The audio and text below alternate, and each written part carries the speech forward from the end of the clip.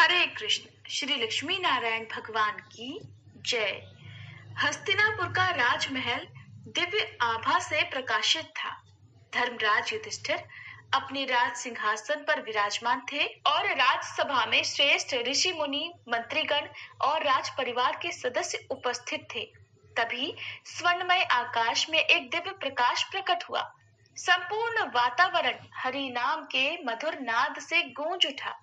राजमहल के द्वार से लेकर सभा तक सभी ने देखा, एक अलौकिक रथ स्वर्णिम आभा लिए राजसभा की ओर बढ़ रहा है। वह कोई साधारण रथ नहीं था, बल्कि स्वयं श्री कृष्ण का दिव्य रथ था, जो वैकुंठ के तेज से प्रकाशित हो रहा था। रथ में रत्न जड़ित ध्वजा लहरा रही थी और 4 दिव्य अश्व उसे खींच रहे थे। रथ से उतरते ही भगवान श्री कृष्ण की मनमोहक छवि ने सभी को अभिभूत कर दिया।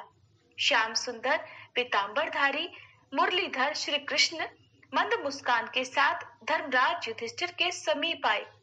धर्मराज ने श्रद्धा पूर्वक श्री कृष्ण का अभिवादन किया और कहा, हे माधव, हे जगतपते, आपका हस्तिनापुर में आगमन अत्यंत शुभ है।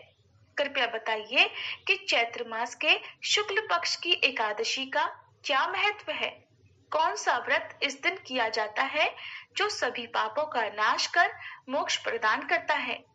तब श्री कृष्ण ने प्रेम पूर्वक मुस्कुराते हुए कहा, हे धर्मराज, आज मैं तुम्हें एक महान पुण्यदायी व्रत की कथा सुनाने आया हूँ, जो स्वयं ब्रह्मा जी द्वारा प्रशंसित है और समस्त कामनाओं को पूर्ण करने वाली है। यह व्रत कामदा एकादशी का है, जो जीवन के समस्त पापों का क्षय कर मोक्ष प्रदान करती है। इस प्रकार धर्मराज युधिष्ठिर को श्री कृष्ण ने कामदा एकादशी की पुण्यमयी कथा सुनाना प्रारंभ किया। राजन, एकाग्रचित्त होकर यह पुरातन कथा सुनो, जिसे एक समय वशिष्ठ जी ने राजा दिलीप के पूछने पर बताई थी। राजा दिलीप ने वशिष्ठ जी से पूछा था कि भगवान, मैं एक बात सुनना चाहता हूँ। चैत्र मास के शुक्ल पक्ष में किस नाम की एकादशी होती है? तब वशिष्ठ जी बोले, राजन, चैत्र शुक्ल पक्ष में कामदा नाम की एकादशी होती है। वह परम पुण्यमयी है। पाप रूपी ईंधन के लिए वह दावानल के समान है। प्राचीन काल की बात है, नागपुर नाम का एक अत्यंत सुंदर नगर था, जहां सोने के महल बने हुए थे। उस नगर में पुंडरीक आदि महाभयंकर नाग निवास करते थे। पुंडरीक नाम का नाग उन्हीं दिनों वहां राज्य करता था। गंधर्व, किन्नर और अप्सराएं भी उस नगरी का सेवन करती थी। वहीं पर एक श्रेष्ठ अप्सरा थी जिसका नाम था ललिता। उसके साथ ललित नाम वाला गंधर्व भी था और वे दोनों पति पत्नी के रूप में रहा करते थे। दोनों ही परस्पर काम से पीड़ित रहा करते थे।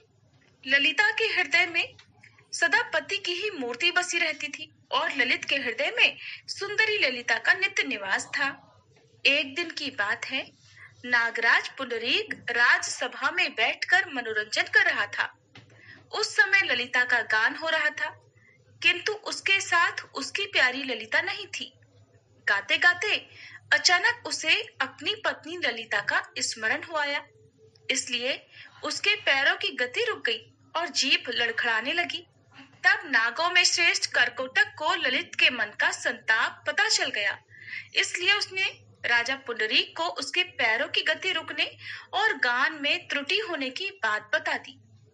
करकोटक की बात सुनकर नागराज पुंडरीक की आंखें क्रोध से लाल हो गई और उसने गाते हुए कामातुर ललित को शाप दे डाला, दुर्बुद्धे, तू मेरे सामने गान करते समय भी पत्नी के वशीभूत हो गया, इसलिए जा, तू राक्षस हो जा।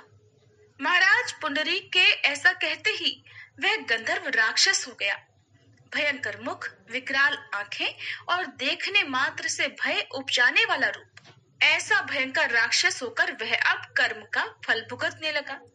इधर ललिता अपने पति की विकराल आकृति देखकर मन ही मन बड़ी चिंतित हुई। भारी दुख से कष्ट पाने लगी और सोचने लगी, क्या करूं, कहाँ जाऊं? मेरे पति पाप से कष्ट पा रहे हैं। वह रोती हुई घने जंगलों में पति के पीछे पीछे घूमने लगी। वन में उसे एक सुंदर आश्रम दिखाई दिया जहाँ एक शांत मुनि बैठे हुए थे। उनका किसी भी प्राणी के साथ कोई भी वैर विरोध नहीं था। ललिता बड़ी तेजी के साथ वहां गई और मुनि को प्रणाम करके उनके सामने खड़ी हो गई। मुनि बड़े दयालु थे। उस दुखिनी को देखकर वे इस प्रकार बोले, शुभे, तुम कौन हो? कहाँ से आई हो? मेरे सामने सच सच बताओ। ललिता बोली, महामुने, वीरधन्वा नाम वाले एक गंधर्व हैं। मैं उन्हीं महात्मा की पुत्री हूँ और मेरा नाम ललिता है। मेरे पति अपने पाप दोष के कारण राक्षस हो गए हैं और उनकी यह अवस्था देखकर मुझे बिल्कुल भी चैन नहीं है। हे ब्राह्मण, इस समय मेरा जो कर्तव्य हो वह बताइए।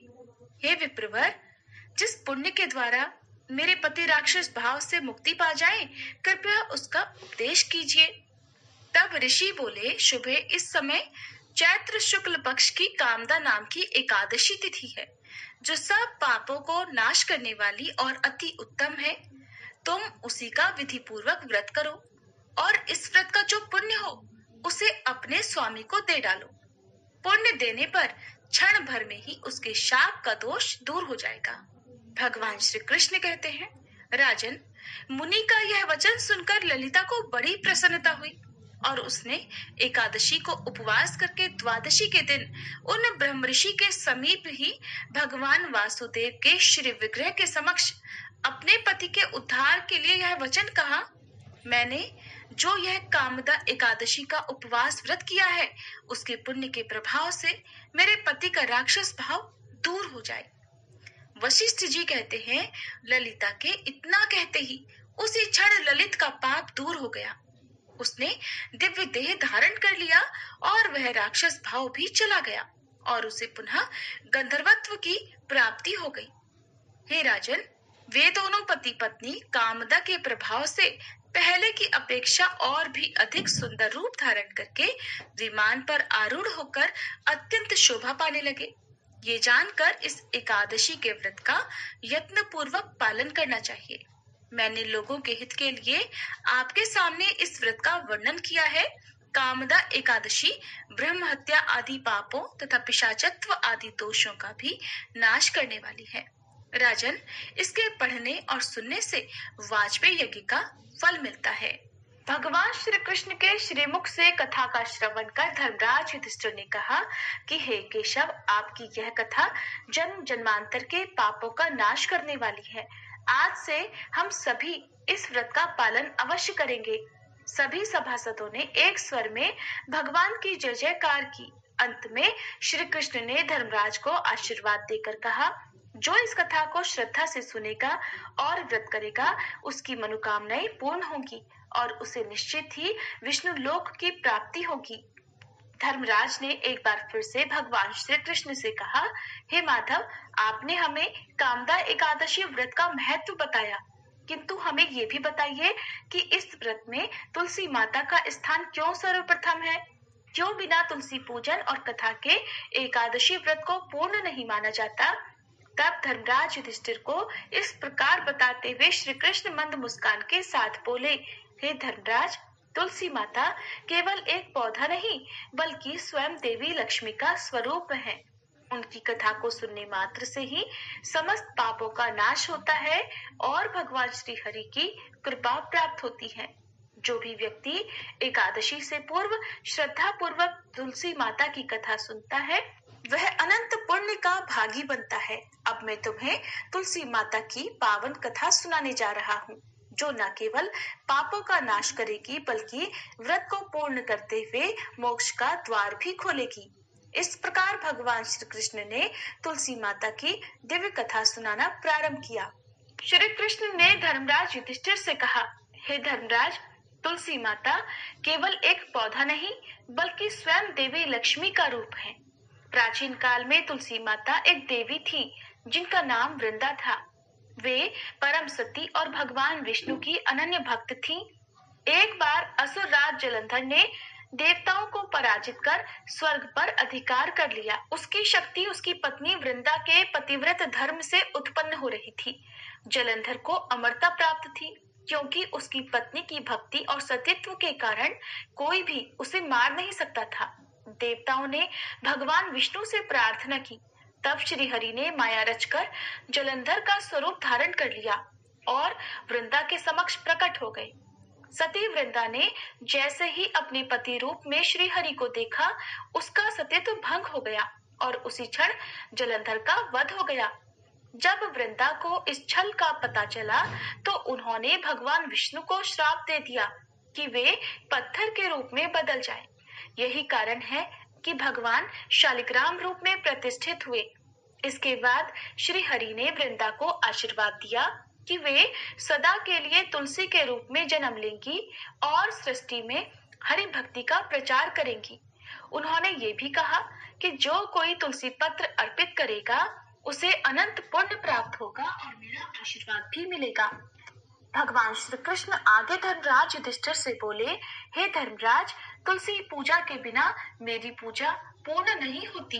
एकादशी व्रत का सच्चा फल तभी प्राप्त होता है जब कोई तुलसी माता की कथा सुनता है, उनका पूजन करता है और तुलसी दल का अर्पण करता है और भक्त तुलसी माता को प्रेम पूर्वक जल अर्पित करता है तो वह समस्त पापों से मुक्त होकर मोक्ष को प्राप्त करता है।